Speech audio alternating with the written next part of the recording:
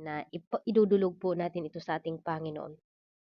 O Lord Jesus, makapangyarihan namin na Diyos, maraming salamat Panginoon sa oras na ito at kami po muli ay inyong pinagkaisa dito po sa GCAF family.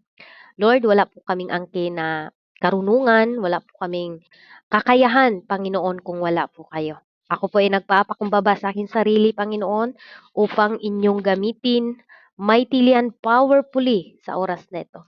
Lord, nagpapakumbaba po ako sa aking sarili, kung ako man po ay may pagkakamali sa isip man, sa salita, sa gawa o sinasadya ko man, Panginoon, sa oras na ito, Lord God, hallelujah, ang kalooban mo lang po ang masusunod, Panginoon. Hallelujah, gawin mong empty ang aking puso. Gawin mong empty ang mga puso sa nakikinig sa oras na ito upang makapasok yung bagong alak na ibig sabihin yung bago, hallelujah, yung luma naming kami, Panginoon.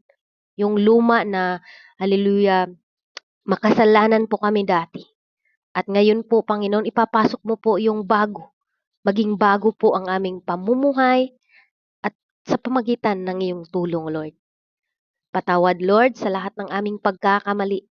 Patawad din, Panginoon, na minsan na po kaming sumusuway sa inyong mga utos. But sa oras na ito, let your will be done, Panginoon. Inangkin po namin, O Lord, ang katagumpayan sa hapon at umagang ito ang inyong gawain sa oras na ito. Ikaw ang masusunod at kami ang inyong ibababa. Double portion of your anointing, Panginoon. Patuloy mo, Lord, na ipagkaloob sa inyong lingkod. Wala po akong arang magagawa, Lord. Amen. Ikaw po ang aking speaker sa oras na ito. Gamitin mo lang po yung aking bibig, O Lord God, upang magsalita. Katulad ni Moises, Panginoon, na ibuka lang po namin ang aming bibig. At ikaw na po ang magbigay ng mga mensahe, Panginoon, na lahat ng nakikinig, Panginoon, ay titimo at titimo ito sa inyong puso. Ano man gawa ng kaaway, Panginoon, sa oras na ito, sinasaway ko po, winawasak ko po sa inyong dakilang pangalan in the name of Jesus. In the name of Jesus. Na wala po siyang karapatan, Panginoon, hallelujah, nahahadlang sa inyong mga gawain sa oras na ito. Ikaw po ang Diyos naming itinataas. Anumang gawa ng kaaway, Panginoon, anumang kahinaan sa oras na ito, in the name of Jesus. Gawin mo kaming bago, Lord. Gawin mo kami, Panginoon, hallelujah, na sisidla ng bago. Gawin mong empty ang aming puso, Lord God. Kung meron mang pusong mapagmataas, kung meron mang pusong hindi maturuan, in the name of Jesus. Wala po siyang karapatan, Panginoon. Hallelujah. Na pangunahan, O God. Ikaw ang Diyos sa oras na ito. At ikaw ang masusunod, Panginoon. Gawin mo kaming humble, Panginoon. Humble heart, O Lord God, sa oras na ito. Kung ang inyong salita man ay rebuke, reproof, and encouragement, Lord, thank you. Hallelujah. Let your will be done, O Lord God. Ikaw ang Diyos nakikilos sa oras na ito. Maraming salamat, Lord God. Sa iyo ang dakilang pagpasalamat sa oras na ito. In Jesus' name, we are free. Amen, amen. Hallelujah. Praise God. Hallelujah. Thank you, Jesus. Mga kapatid, at talagang feel na feel ko yung presensya ng ating Panginoon sa oras na ito. Amen, mga kapatid. Praise God. Sa hindi pagtatagal, mga kapatid, ang ating topic po, conquer, lose, team, and grow your confidence. Maraming mga tao na walang confidence sa kanilang mga sarili. At maraming mga tao, hallelujah, na hindi nila nagamit yung potential nila. Bakit? Meron pa silang hindi binigay sa Diyos. At maraming mga tao, mga kapatid, na hanggang ngayon, hallelujah, parang wala silang tinatawag mga kakayahan. Tinitingnan nila yung sarili nila na wala akong kakayahan. Amen? Kaya nagkakaroon po tayo ng self-esteem.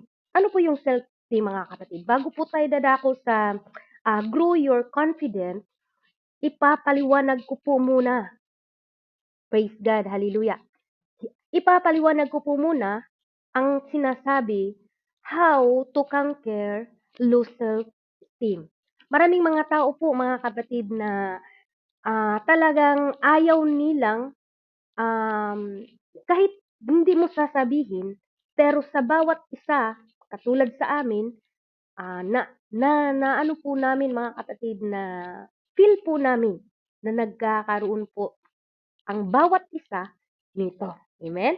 kahit ikaw, kahit di natin sasabihin, amen? Ang self-esteem, mga kapatid, ito po yung influence who we are and everything we do, or it affects our daily life, or relationship, and the quality of our work, even our behavior and truth.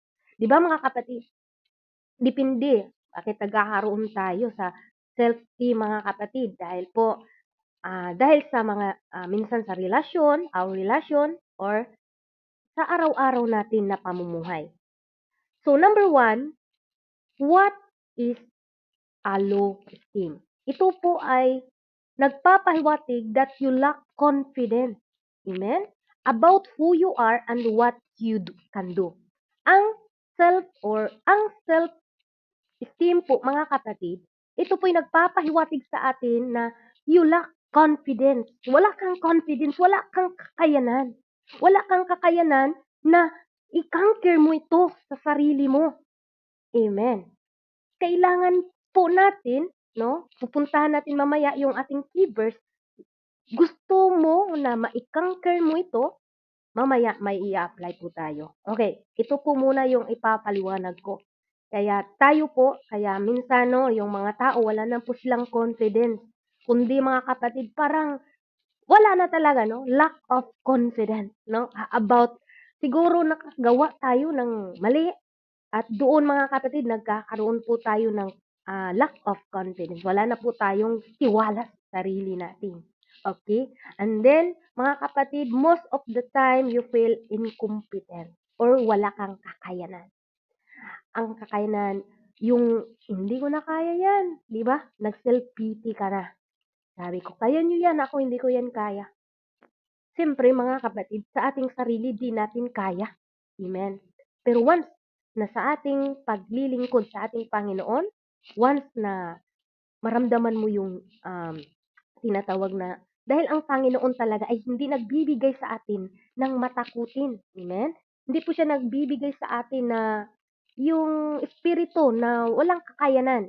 Bawat tao po ay meron pong ipinagkaloob ang Diyos sa atin, hallelujah, ng kakayanan.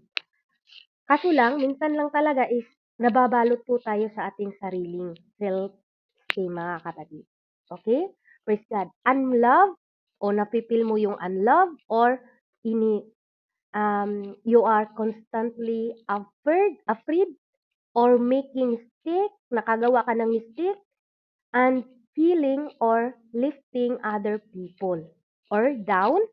As a result, you are overcompensated.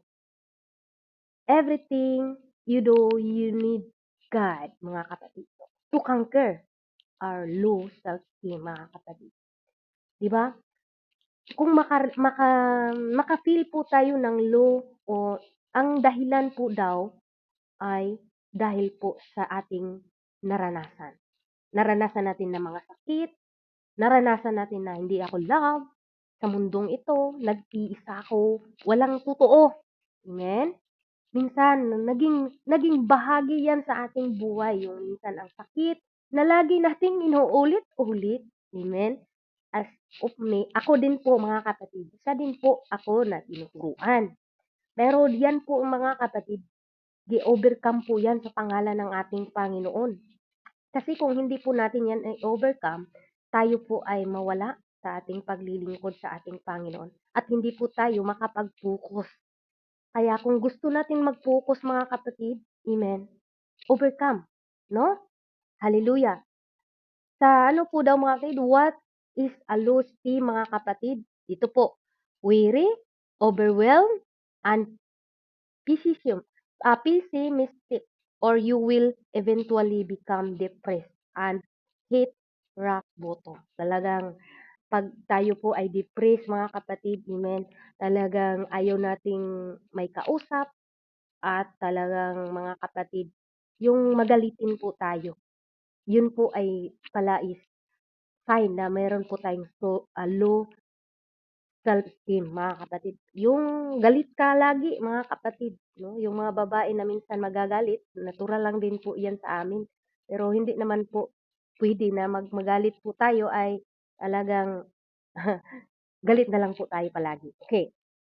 Ito po mga kapatid, ano po daw, dito po, what cause low self-esteem? Ano po ang dahilan, mga kapatid, kung bakit tayo ay nagkakaroon ng self-low esteem o low self-esteem, mga kapatid?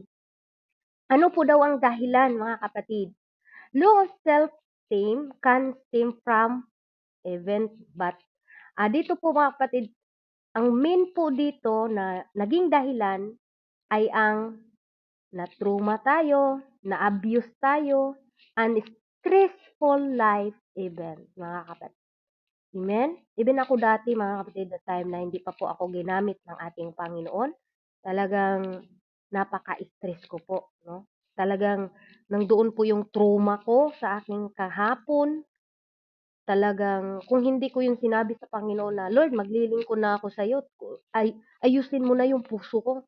Ilang ilang ilang taon pa talaga mga kapatid na talagang hindi pa talaga ako sumusunod, no? 2017 to 19 mga kapatid, talagang depressed ako. Gusto ko nang magpapakamatay that time. Talagang sabi ko sa Panginoon, parang sa sarili ko wala nang nagmamahal sa akin. Yun mga kapatid, ang dahilan po doon, dahil po is nakaranas po tayo ng mga trauma sa ating mga number one talaga yung family natin, love life natin. Yan po ang nagiging katruma natin, mga kapatid, na abuse po tayo under stress. Ngunit, ang pangunahing sani, yun po yung trauma, pag-abuso, at nakaka-stress na mga pangyayari sa buhay. Lahat po tayo mga kapatid is mayroon pong nangyayari sa buhay natin na minsan po mga kapatid ay talagang full stress talaga tayo. Sabi na lang natin na, ba't ako nabuhay pa dito? Hindi natin alam na yun pala is nagkakaroon na po tayo ng low self-esteem, mga kapatid. Ang low self-esteem, ito po ang mga karakter na ito. Tandaan po natin ha, kung meron po kayo nito mga kapatid, huwag po ninyong hayaan, no? Ipasa Panginoon niyo po. Huwag po ninyong sabihin na wala po kayong kakayanan. Dahil po lahat po tayo ay may kanya-kanyang kakayanan, mga kapatid. Kung ano man pong pinagdaanan po natin, ito po ang tao na nagkakaroon ng self-esteem, mga kapatid. Okay, number 3, yun po ang ating, mga kapatid, ito po muna yun, dito po muna tayo sa una na how to conquer low self-esteem, mga kapatid. At pero ano po ba ang low esteem? Yun po mga kapatid ang kadahilanan, no? Yung wala po tayong confidence sa sarili natin, no? Wala tayong kakayanan dahil po sa sarili natin, tingin natin ay walang nagmamahal, pero hindi mo alam na mahal ka pala ng Panginoon. Yes, ang tao nagbabago, pero yung pagmamahal ng ating Panginoon, hindi po yan nagbabago, mga kapatid. Okay? Ang sabi dito mga kapatid, the characteristic of low self-esteem, ito pong number 1, self-criticism. Yung lagi mong pinupuna yung sarili mo. Praise God. Ito pala ay mga kapatid, is self-esteem. Ikaw na mismo nagpupuna sa sarili mo.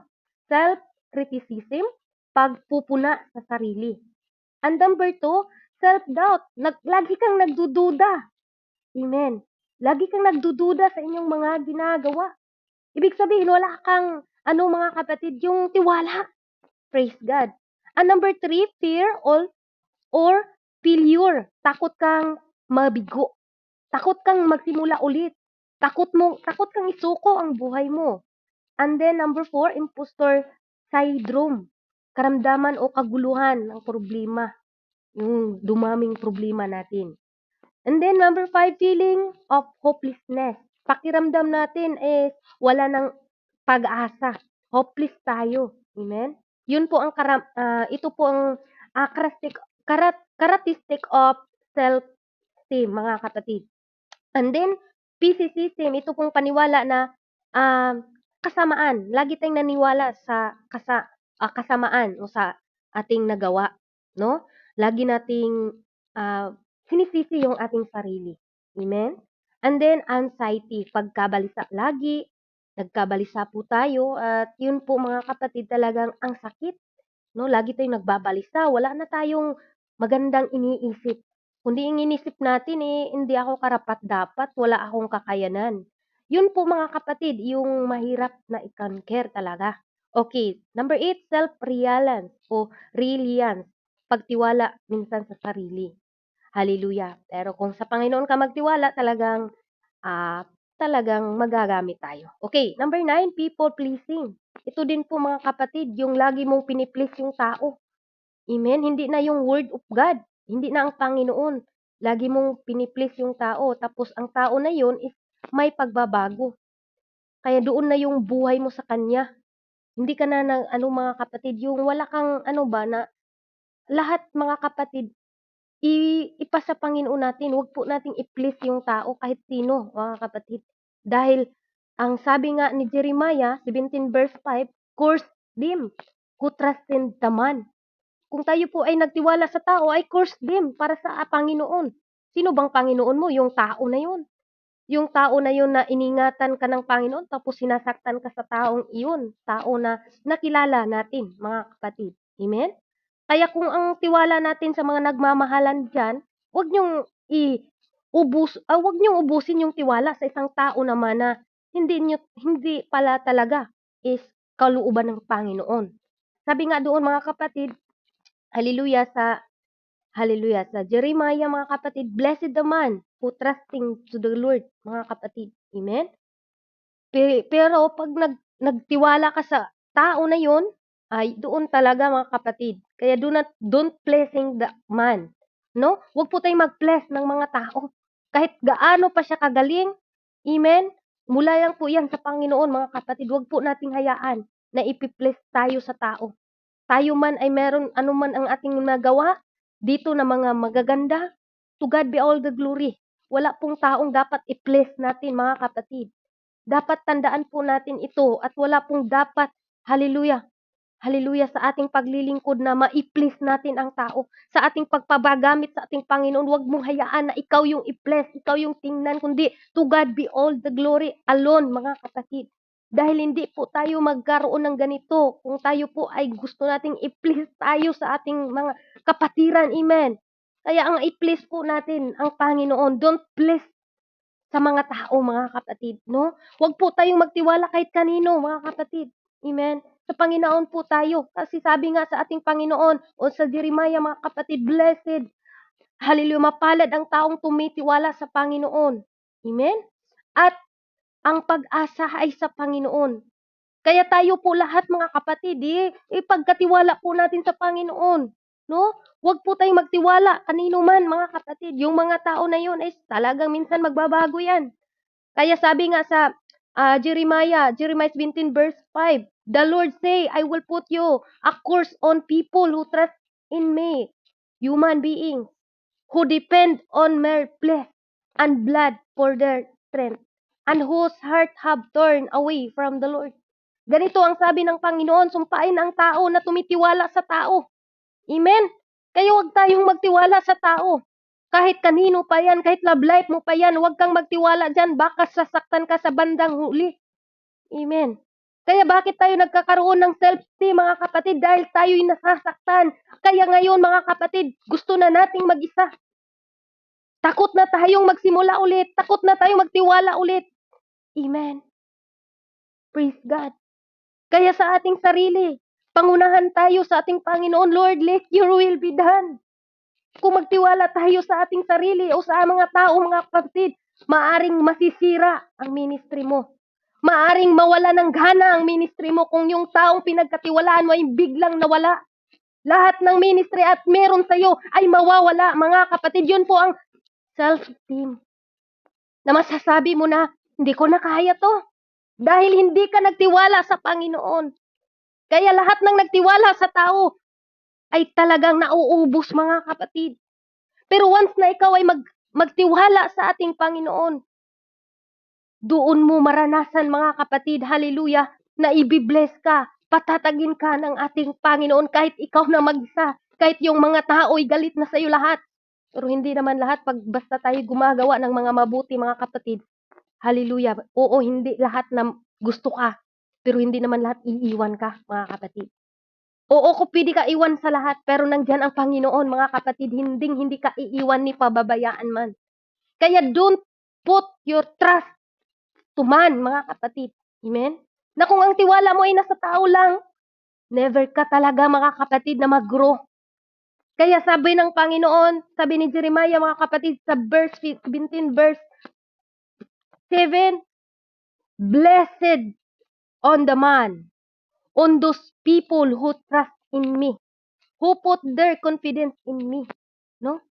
Hallelujah! Mapalad ang taong tumitiwala sa Panginoon at ang pag-asa ay sa Panginoon. Kaya minsan inuubos muna tayo. Yung lumang tayo, mga kapatid. Yung mga pride natin. Ibaba po tayo sa ating Panginoon. Kasi nais ng Panginoon na sisidlan tayo ng bagong pag-asa.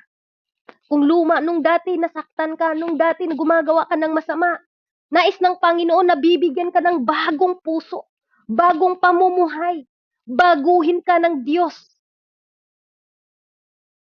Amen? Hallelujah. Ito po, mga kapatid, pleasing people. Kaya wag po tayong magpi-please ng tao. Amen? Sa Panginoon po tayo umasa. Number 10, stress. Ito po, mga kapatid, ang mga karakter sa mga self-low esteem, mga kapatid. Amen? Stress. 11, sadness. Shame. Nagkaroon po siya ng hiya sa kanya. Guilty.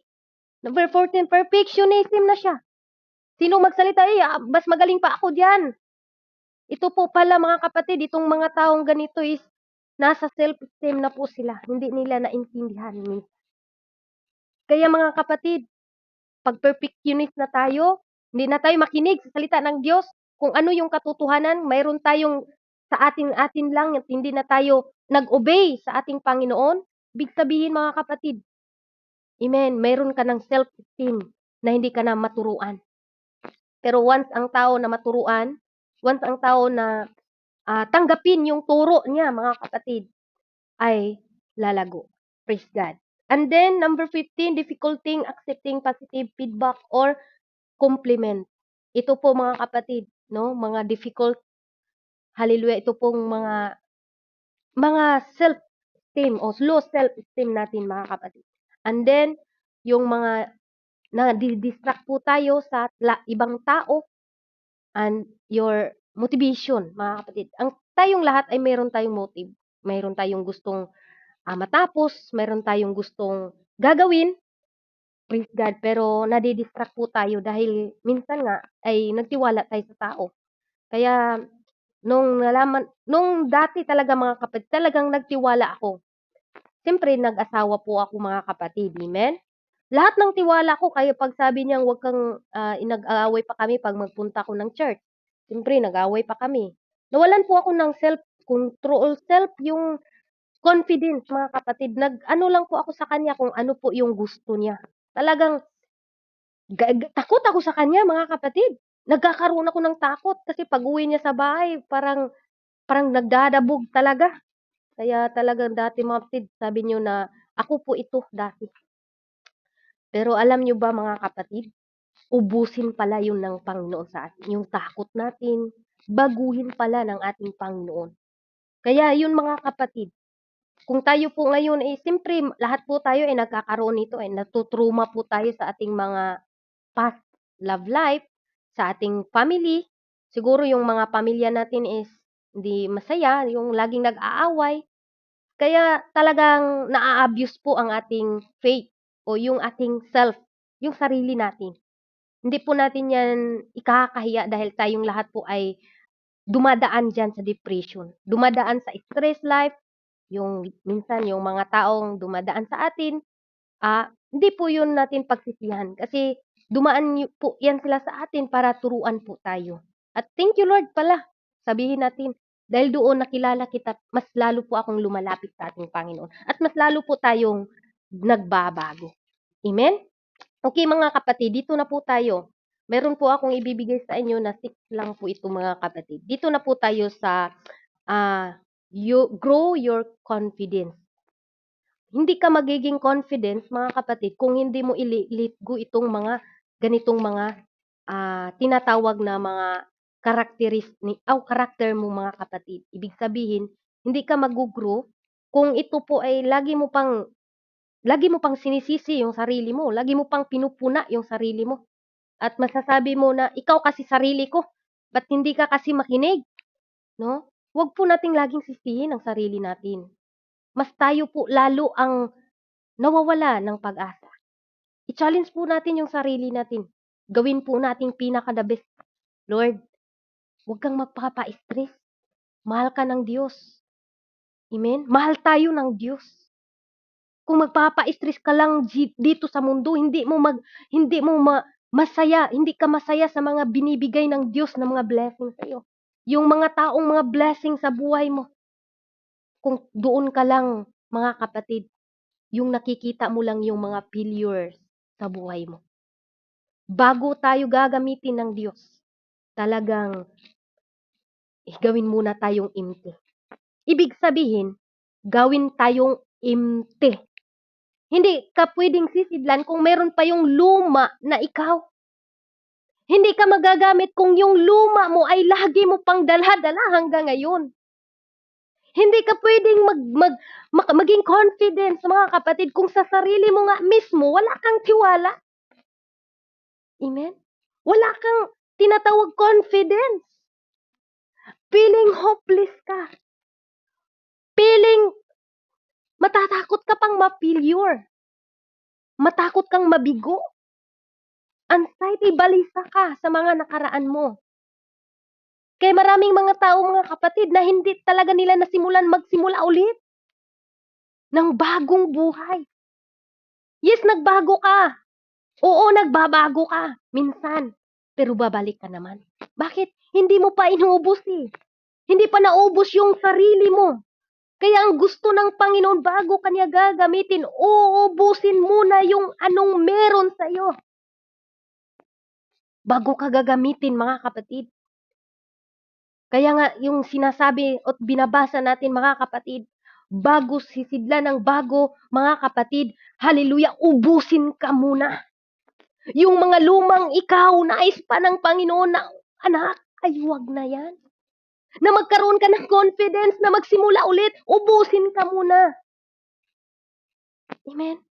Maraming tao, walang confidence dahil sa mga pangyayari. Yes, na-abuse tayo. Na-stress tayo dahil sa mga pangyayari sa buhay natin. Yes, di natin yan maiwasan. Pero ang importante, kung doon tayo, mga kapatid, babalik tayo, tiwala tayo sa Panginoon. Amen? Ibalik natin yung sarili natin. Mahalin natin yung sarili natin dahil yung tao na ating nakilala minsan na tayong nasasaktan. Huwag tayong magtiwala sa tao. Kahit kanino, kahit malapit pa yan sa'yo, may panahon na magbago yan.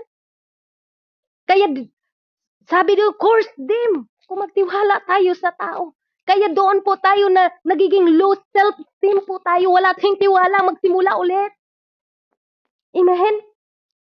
Kaya yung mga taong hindi nila kaya magsimula ulit, bakit hindi pa nila binigay ang lahat? Gusto ng Panginoon na ubusin mo na yung sarili mong luma. Yung lumang ikaw, bago ka niya gagamitin. Amen? Kung hindi pa yan naubos, hindi ka pa talaga gagamitin. Kung meron ka pang kunting mga ginagawa na mali, hindi pala talaga gagamitin ka niya pag ubos na yan lahat. Amen? Gusto ng Panginoon na buong tiwala mo sa Kanya. Kaya sabi ni Solomon, trust in the Lord with all your heart and not lean your own understanding. Kaya wag daw tayong magtiwala sa ating mga sarili. Gusto ng Panginoon magtiwala tayo sa ating Panginoon ng buong puso. Amen? Buong puso ang nais ng Diyos. Kaya ang mga tao, wala silang tiwala sa kanilang sarili. Lagi nilang pinupuna ang kanilang sarili na ikaw pa rin ang nasasaktan.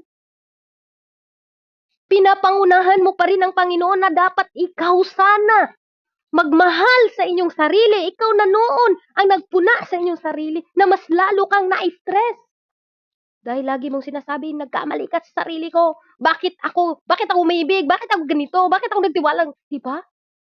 Mali na yon, yung luma na yon, kapatid. Gusto natin magbago tayo. Gawin nating empty ang ating puso. Gawin nating empty ito, mga kapatid.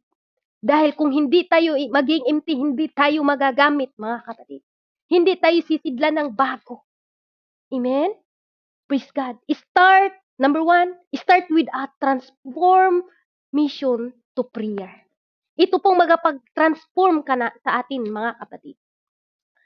Ask God to transform. Lord, gusto kong magbago. Sige Lord, ubusin mo na ako. Unang gawin mo ba para makanker mo ang low self-esteem, pakumbaba ka sa Panginoon. And prayer. Kung ano pa naman yung meron sa'yo na hindi mo pa binigay sa Diyos, gawin mong empty yan. Yung puso natin na minsan ang sakit ay lagi nating inuulit-ulit, hindi yan maganda sa'yo. Ang kagwapo ninyo, ang gaganda ninyo, ang gaganda natin, tapos tayo lang din ang magsasakit sa ating sarili. Mga kapatid, wake up. You are precious. Create by God, mga kapatid. Huwag mong saktan yung sarili dahil lang sa mga kahapon mo. Amen? Huwag nating saktan ang ating sarili dahil lang sa ating pinagdaanan. Amen? Build your confidence, mga kapatid. Amen? Mark 2:21-22, mga kapatid. Ang sabi, gawin ka munang empty. Amen? Bago kanya gagamitin. Ibig sabihin, kung ano pang luma na meron sa'yo, kukunin mo na yan. Hindi ka pwedeng sisidlan ng bago, mga kapatid. Kung yung luma na yan ay hindi aalisin mo. Gawin kang bago, mga kapatid. Amen? Kaya start with a transform by prayer. Ito ang dahilan na matransform po tayo. Kaya nga, sabi ni Apostol Paul, prayer without ceasing. Hindi po sinasabi na sa isang araw, 5 beses ka mag-pray. Amen? Prayer without ceasing. Kung sa tingin mo, yung sarili mo ay talagang stress ka na, di natin yan maiwasan. Doon ka, mag-pray ka sa Panginoon. Lord, stress po ako ngayon. Lord, hindi ko po ito yung sarili ko. Amen? Lord, lagi akong nagsisilos. Lord, may insecurity ako na wala akong kakayanan. Minsan kasi yung insecure sa isang tao is, ito po'y naging tinatawag na dahilan minsan na wala tayong kakayanan sa ating sarili. No? Kung ano ka, sino ka, magpa-ikaw. Kung ano yung kaya mo, yun ikaw. Huwag mong kunin yung hindi mo na kaya. Amen? Kung ano lang yung makakaya natin, gawin natin. Huwag po nating pangarapin yung hindi natin kaya, mga kapatid. Amen po ba? Kasi kung hindi natin kaya, mas ma-depress ka pa. Kasi gusto mong abutin, gusto mong kayanin. Meron ka rin kaya na hindi namin kaya. Lahat tayo may kanya-kanya na kaya mo, hindi ko kaya. May problema ako pero wala kang problema katulad ko. Meron din siyang problema na wala po din sa'yo. May kanya-kanya tayo, mga kapatid, na cross. Pero hindi yan ang dahilan na tayo po ay magpatuloy dyan. Amen? Kaya start with a transform with prayer, mga kapatid. Sabi doon, ask to God to transform. Roma 12:2. Be transformed and renewing ourselves, mga kapatid. Renew. Kung ano mang nangyari sa atin, wag na nating balikan. Please lang. Maawa ka sa sarili mo. Ginamit tayo ng Panginoon. Sabi nga doon, mga kapatid, sa Roma 12, verse 2, ang sabi doon, do not be conformed to this present world. Wag po daw tayong makipag-compromise dito sa panahon ngayon. But be transformed by the renewing of mind so that may test the approve that is will of God. What is good and will blessing and perfect. Praise God. Sa Panginoon lang po natin makukuha ito mga kapatid. Be transformed by prayer. Amen? Kung stress ka, kapatid, huwag mong pahirapan ang sarili mo. Mga kapatid kong mga minamahal. Amen? Na-stress ka dahil lang sa mga taong dumating sa buhay natin, akala natin totoo. Hindi deserve mo, kapatid. You are created by love, God. Ginawa tayo ng Panginoon. Kahit wala pang nagmamahal sa akin, naku, makikita nyo pa rin akong masaya. Bakit? I know God loves me. Amen? Dapat ganun din po tayong lahat dito ngayon. Huwag po tayong magsabi na wala nang nagmamahal sa akin. Amen? Renew by prayer. Renewing your mind so that you are no longer conformed to this pattern of this world. That you may know His will and purpose for your life. That which is good and blessing and perfect. Wow, thank you Lord. Gusto mo maging perfect? Sumunod ka lang sa Panginoon. At baguhin mo na. Dapat magiging transform ka na. And then, number 2, forgive your transgressions. Patawarin mo na ang inyong sa mga taong lumalabag sa batas mo. Release mo na yan, kapatid. Bigat-bigat pag hindi ka magpatawad. Yan din ang minsan na ang hirap. Sister Gina, ang ganda mo magsalita. Pero mga kapatid, pag ang isang tao ay puno ng galit sa puso, hindi yan nakakagaan sa'yo. Ang bigat niyan, kailan mo pa ba yan ibigay sa Panginoon? Yung bigat na yan, yung hindi mo magpatawad. Tandaan nyo, pinatawad rin naman tayo eh. No? Ang bigat-bigat niyan, kung lagi yan ay nasa iyong puso.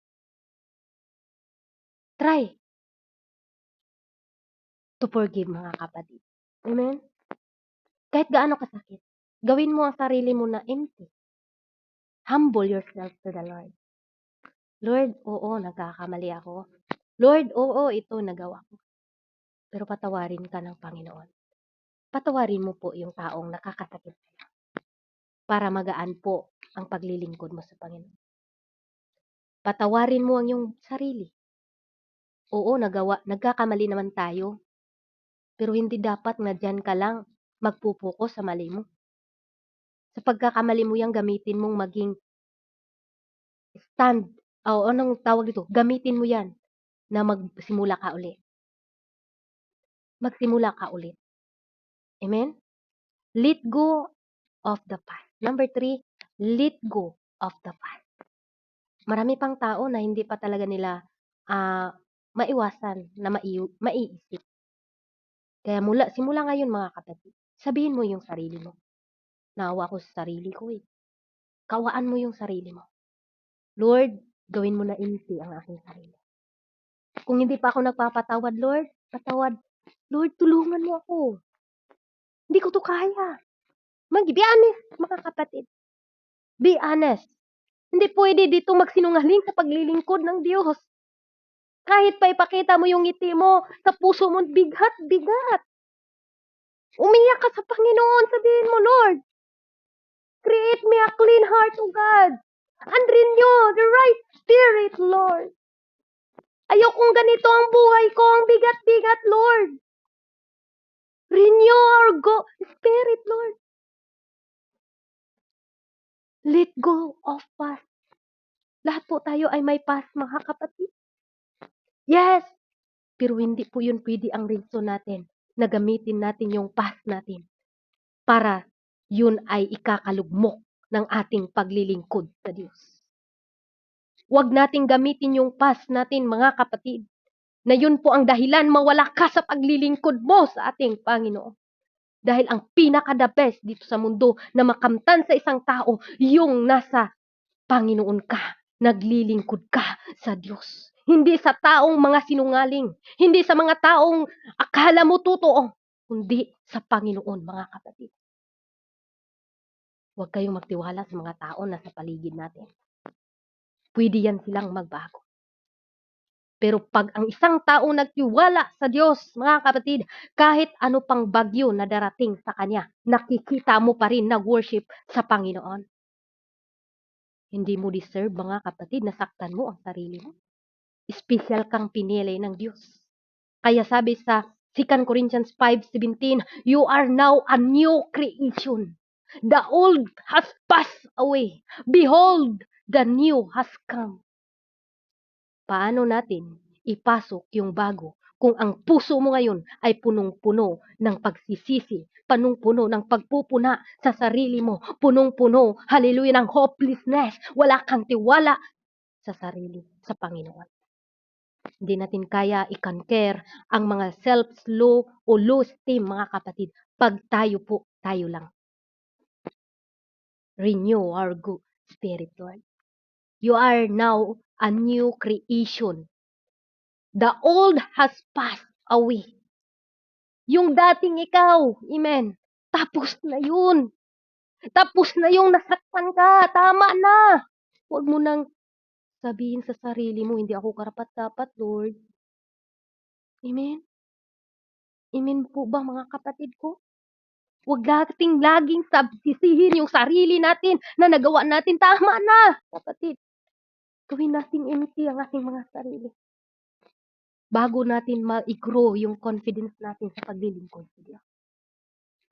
Sabi, mga kapatid, hallelujah, sa Isaiah 43 verse 18, do not call to mind to perform things upon the things of past. Huwag mo daw laging isipin yung mga na tapos na. Hindi na yan mababalik, kapatid. Hindi na yan mababalik. Ang gawin natin ngayon, gawin natin bago ang ating sarili. Gawin natin bago ang ating sarili. Ang Panginoon, mga kapatid, mahal tayo ng Panginoon. Amen. Minahal ka ng Panginoon. May purpose ka dito sa mundo. May purpose tayo lahat. Bakit tayo ay nandito sa mundong ito, mga kapatid? Kaya wag mo nang saktan yung sarili. Focus ka sa Panginoon. Focus ka sa paglilingkod mo sa Diyos. Huwag kang mag-self-pity. Walang nagmamahal sa akin. Kasi ganun ang ginagawa ni Satanas. Lagi niyang pinapaulit-ulit yung mga past mo. Yung mga nagawa mo na hindi tama. Kung naalala niyo yung example ng ating pastor, na yung dalawang magkapatid, mga kapatid, kung mga minamahal, na yung nagalit siya, yung hinampas niya yung patot, napatay niya at nakita siya sa kanyang kapatid na laging pinapaalala sa kanya, kaya siya na yung nagsasaing araw-araw, mga kapatid. Tandaan niyo. Pero nung sinabi niya sa kanyang ama, mga kapatid, anong ginawa? Hindi na siya nahihirapan. Kaya kung anong hirap ngayon na naranasan mo, kapatid, ibigay mo yan sa Panginoon. Isumbong mo yan. Kung ipaalalahanan ka pa man sa mga nakaraan mo, kapatid, huwag mo na yang isipin, sabihin mo, sinabi ko na ito sa Panginoon. Binago na ako ng Panginoon. Dahil ang mga tao, mga kapatid, laging inuulit, ulit yung pagkakamali natin. Laging pinapaalala sa atin na ikaw wala kang karapatan. Hindi ka pwedeng gamitin. No!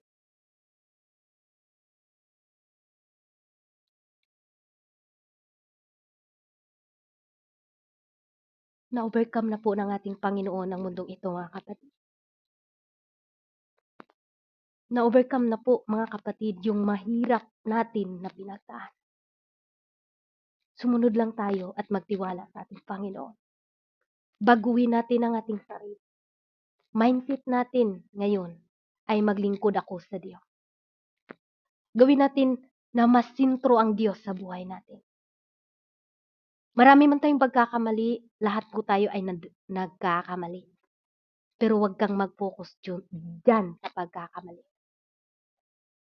Amen? Gawin mong empty ngayon ang buhay mo. Ang puso mo. Pakumbaba ka sa Panginoon. I feel the presence of God. Thank you, Jesus. Number 4, mga kapatid. Accept that you are precious and loved by God. Oh my God. Thank you, Jesus. Amen. Accept na you are precious and loved by God, mga kapatid. Sabi sa John 15 verse 16, you did not choose me, but I choose you and appointed you that you should go and bear fruit, and that your fruit should abide. So whatever you ask the Father in my name, He may give it you. Amen? Hallelujah. You are chosen, mga kapatid. Ikaw yung pinili tayo ng ating Panginoon. Amen? Pinili ka ng Diyos.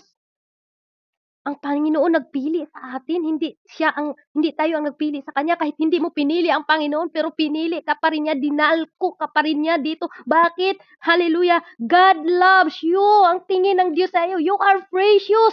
Pero bakit minsan precious ako, sinasaktan ako, pinapayak ako sa mga taong mahal ko? Kasi doon ka nagtiwala eh.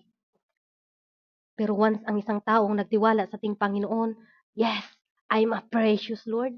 Pinili mo ako eh. Pero minsan kahit hindi natin pinili ang Panginoon, yung pagmamahal ng Panginoon, hindi katulad ng isang tao. Ang tao pag nagmamahal, mga kapatid, alam nyo, pag may makikita lang yan na mali na ginagawa mo, iwan ko lang kung magmamahal pa ba yan sa'yo. No? Pero ang Panginoon, ilang beses ka mang nagkakamali, nandyan pa rin siya. Gusto pa rin niyang baguhin mo yung pagkakamali. Because God chose you. God chose us. Amen? Ako'y hindi ninyo hinirang, ngunit kayo'y hinirang ko. At akin kayong inihalal upang kayo'y magsiayon at magsibago,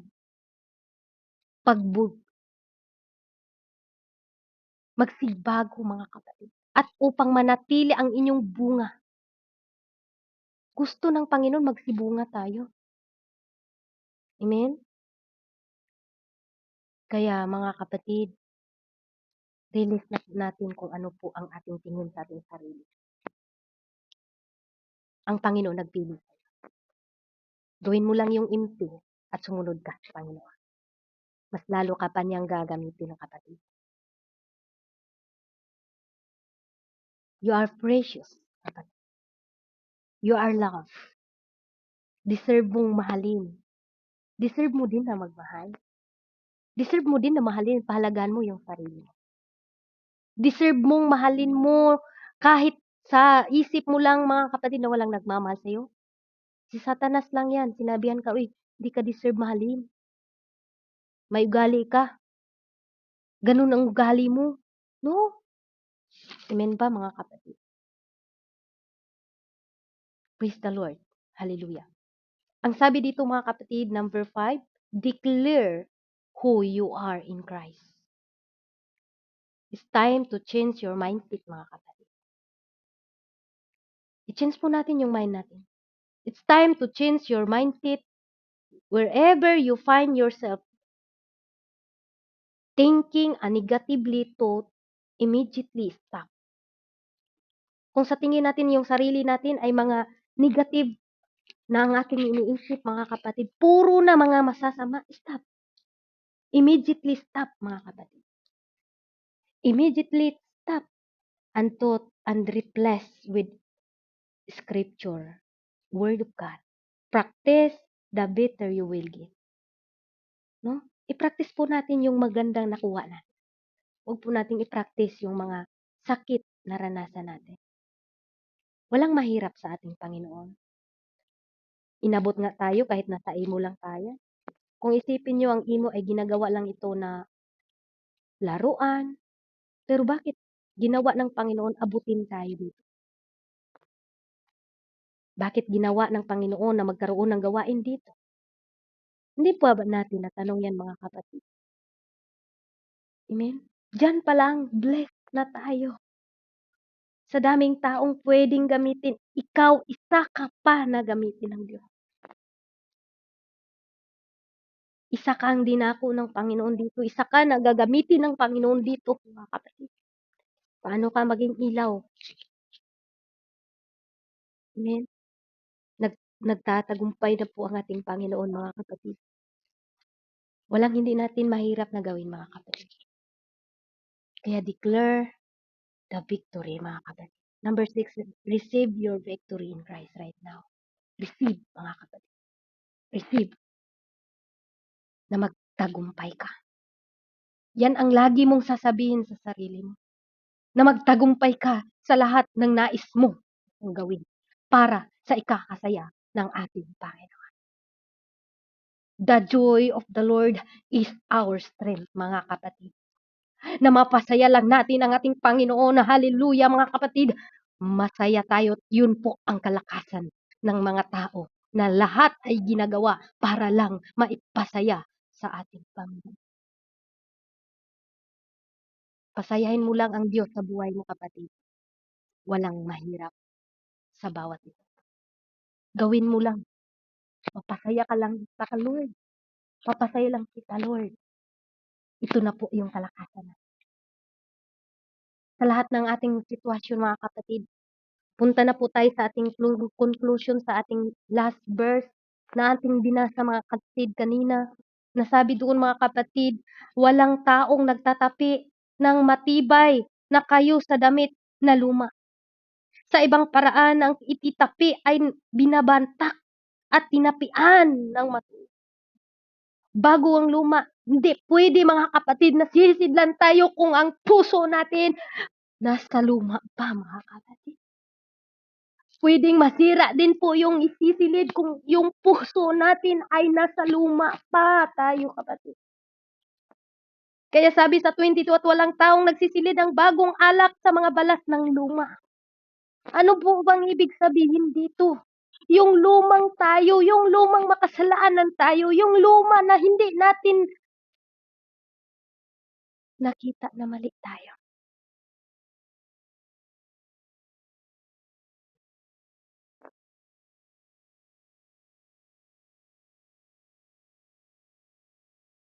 Hallelujah. Gawin nating empty ang ating mga sarili, mga kapatid. Gawin nating first priority ang ating Panginoon. Gawin natin na, Lord, ikaw na ang bahala sa buhay. Gawin nating empty ito, mga kapatid, dahil hindi tayo magagamit kung tayo ay nanatili pang luma. Nanatili pa na sa nakaraan. Hindi tayo magagamit, mga kapatid. Amen? You are precious. You are loved by God. Napakaganda natin, napakaganda nyo, napakagwapo nyo, tapos lagi nyong sinasaktan ang inyong sarili. Lagi nyong sinasaktan ang inyong sarili sa nakaraan lang ninyo, natapos na, kahit anong ulit di na yon mababalik. Eh sabi nila, mga kapatid, kung pwede ko palang itama ang mali. Ngayon pwede pa natin itama. Gawin nating empty ang ating mga sarili. Nais nating mag-grow, conquer, lose self. Mga kapatid. Gawin nating empty ang ating mga sarili. Kung ano yung past mo, na yun ay nagiging bangungot mo hanggang ngayon, at ngayon, mga kapatid, hindi ka ang bigat ng puso mo, gawin mong empty yan. Gawin mong empty. Hindi yan deserve sa'yo. Hindi deserve mo na maging ganun ka na lang lahat. Tama na yun, yung matagal mo, parang matagal mo talagang dinadala yung sakit. Tama na. Gawin mo na. Ilagay mo na yung pinakabago na sa ngayon. Yung magpatawad ka. Mahirap magpatawad, mga kapatid. Pero once na isipin mo na pinatawad ka rin naman sa Panginoon, Magagawa mo yan. Magagawa natin mga kapatid. Kasi minsan mga kapatid, yung mga taong yun, sila yung ginagamit para tayo patibayin. Lahat po tayo dito, kanya-kanya po tayong pagsubok. Pero wag po natin tingnan yung pagsubok. Titingnan po natin ang ating Panginoon. Nandiyan po. Sa oras na ito mga kapatid, yun na po ang ating conclusion. I hope and pray na ang lahat po ay naintindihan po natin ang kalooban ng Diyos. Hindi ka magiging magamit pag yung puso mo puno-puno ng mga nakaraan mo, guilty, perfectionist, yung mga feeling hopelessness. Yan po ang mga karakter ng low self-esteem. Yes, hindi po natin yan pwedeng sabihin na bakit ganito? Dahil po yan sa mga pangyayari na mga past natin. Na-abuse tayo, na-trauma tayo, stress tayo lahat. Natural po yan sa mga tao. Pero tandaan po natin, hindi ka pwedeng magamit kung nanatili pa rin ka dyan. Nakaraan na yan. Sabi dito, you are a new creation. You are a new creation. The old has passed away. Behold, a new has come. Praise God. Hallelujah. Last verse mga kapatid. Hallelujah. Sabi dito mga kapatid, bibigyan ko kayo ng bagong puso. Na puso, yung pusong bato natin, kukunin niya. Ang ibibigay sa atin, pusong maturuan, pusong magpapakumbaba, pusong maunawain, pusong umaamin, pusong tunay, at pusong marunong nang magpatawad. Amen. Alam ko na lahat po tayo nais natin magpatawad mga kapatid. Pero once na ating naiisip, once na nakikita natin, bumalik ang sakit mga kapatid. Bumalik yung sakit. Hindi po basta-basta magpatawad. Pero tandaan po natin mga kapatid, nagkakasala din naman tayo. At tayo din po ay pinatawad lang din. Sa mga taong nakasakit sa atin, magpatawad po tayo. At gawin po nating empty ang ating mga buhay. Lahat po tayo ay nasasaktan. Lahat po tayo ay binibigyan ng pagsubok, hindi para tayo sumuko. Para doon sa mga pagsubok na yun, mga kapatid, doon po tayo titibay. Sabi ni Jeremiah, o sabi ng ating Psalms 51 verse 10, create me a clean heart, O God. Amen? Create me a clean heart, O God. And renew the right spirit within me. Amen? Create me a clean heart, O God. Bakit mga kapatid? Dahil yung luma na yun, alisin na yun. No? Change my heart, O God.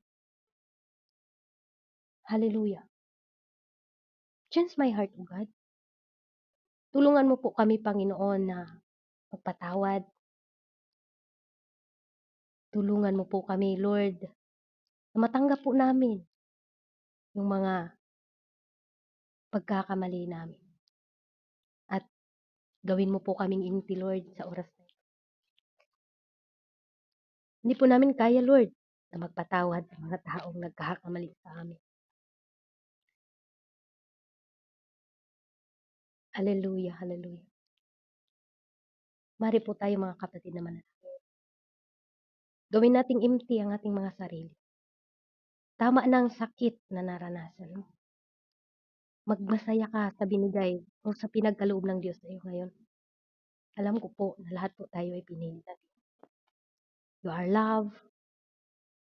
Pinili ka ng Diyos para hindi saktan mo ngayon. Change my heart, O God. Gawin ka munang empty. Gawin muna ng Panginoon na gusto niya, surrender mo lahat yung sakit na naranasan. Gusto muna ng Panginoon mga kapatid na tawagin mo siya, "Hindi ko 'to kaya Lord." Gusto ng Diyos na hayaan mo siya na baguhin ka.